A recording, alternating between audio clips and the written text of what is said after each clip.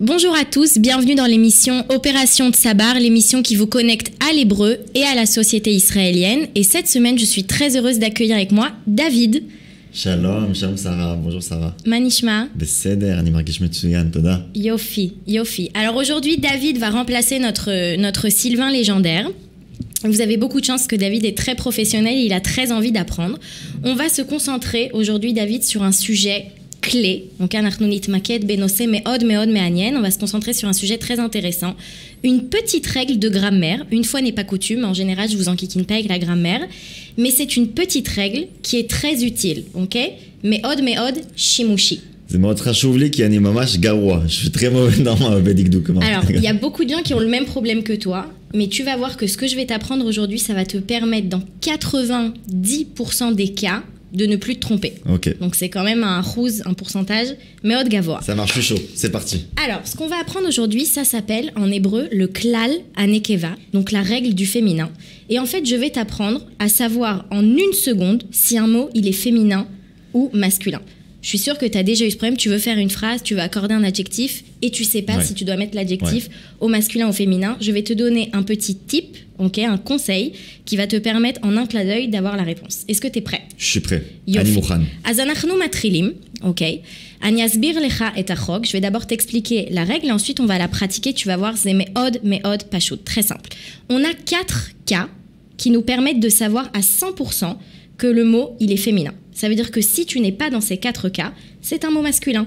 Ok. Beseder, Adarshav, Akol Barou, Adarshav. Yofi. Alors, nos 4 cas, tu peux les regarder, et vous aussi chez vous, vous pouvez les regarder. Le premier cas, c'est des mots qui se terminent par le son A, ok, et qui s'écrit avec hey. C'est très important. C'est à la fois ce qu'on entend et ce qu'on voit quand le mot est écrit. Je t'ai mis comme exemple le mot booba, mais je suis sûre que tu en connais plein d'autres. Quand tu as ce cas-là, tu es sûr que c'est féminin. Donc, par exemple, si tu veux... Exactement. Si tu veux me dire une belle poupée, tu vas me dire... Bouba Yafa. Meoulé, et pas Bouba Yafé. Ça, c'est le cas que presque tout le monde connaît pour l'instant. L'ochidashti kloum. Je t'ai pas appris quelque chose de nouveau. On continue. Deuxième cas, c'est quand on a des mots en et, d'accord? On entend et, et ça s'écrit avec un taf. Attention, j'insiste. Et avec un taf. Par exemple, rakevet. Ok? Notre troisième cas, d'accord? Pour l'instant, on a a, et, et on arrive à it. Ok, en général, celui-là, les gens, ils se trompent, ils connaissent moins. C'est vrai. It, par exemple, donne-moi un mot en it que tu connais. Capit. Capit, c'est aussi le mot que j'avais choisi. Qu'est-ce que c'est capit? Capit, c'est une cuillère. Exactement, une petite cuillère. Donc capit, c'est féminin. Je vois yud, taf, je sais que c'est féminin. Et automatiquement, dans tous les cas. Automatiquement, si je vois yud, taf. Mais je t'ai dit, je t'ai dit 90% des cas. Il y a 10% d'exceptions. Je t'en montrerai quand on va faire des petits exercices, mais 90% des cas, tu es messoudar. C'est bon, tu as la réponse. Dernier cas que peu de gens connaissent, c'est les mots en out, okay, qui s'écrivent aussi avec vav et taf, comme tarbout. Enfin, c'est ce que je vois. C'est mon ce que tu as vu. Ok, comme tarbout, par exemple, qui veut dire culture, ou comme chanout, ok, un magasin. Donc, on a plein de mots comme ça, et tu sais automatiquement si c'est masculin ou féminin. Bo netargel et zektsat. Viens, on voit si tu as compris la règle. D'accord. Chez vous, vous pouvez jouer avec nous. Zemeot pashut. Grosse pression, là. Ok. Yesh lecha mishpatim. Tu vas avoir des phrases. Ok. Mishpatim, c'est masculin. Oui. Parce que mishpat, c'est ni mishpata, ni mishpatet, ni mishpatit, ni mishpatout. Ok. A, et, it, out. C'est pas dans le cas, tu sais que c'est masculin. Yafé meot. Ok. Az yesh lecha mishpatim. Ok, tu vas avoir un nom commun et tu vas devoir accorder l'adjectif comme il faut. Kol pa'am yesh lecha shte optiot. Tu vas à chaque fois avoir 2 options. Ata tzarich lifror ba'optia anechona. Tu dois choisir la bonne option. Yala. Matrilim, mishpat rishon. Ata achol likro? Ken. Ani tzarich להזמין monit.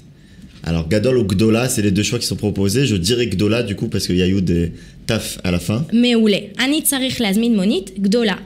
Je dois commander un grand taxi. On n'a plus aucune hésitation, on ne fait plus la faute. On continue.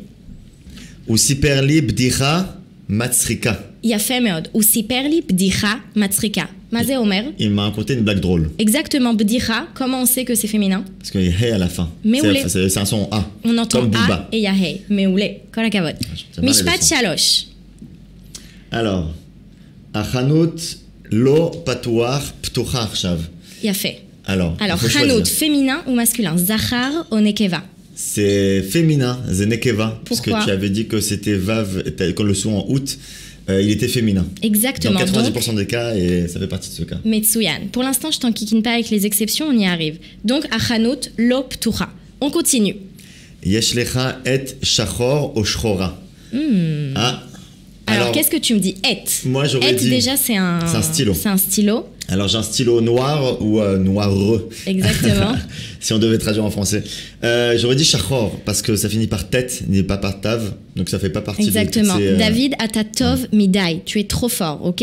Juste, je réexplique. Je vous ai dit qu'il fallait entendre le son et, mais qu'il fallait aussi que ce soit écrit avec un taf. Et ici, on entend et, mais c'est un tête. Donc, zachar o nekeva? Zachar. Meot pashut. Ok. Ot dugma. Natati lecha mapit lavan o levana. Alors, je t'ai donné une serviette blanche ou blanc. Enfin, Exactement. si on devait traduire masculin-féminin. Natati lecha mapit levana. Mais où parce que c'est un son yud taf. C'est incroyable. C'est-à-dire que tu ne peux plus faire de faute. Atalo, c'est taouyot yoter. Kol hakavod.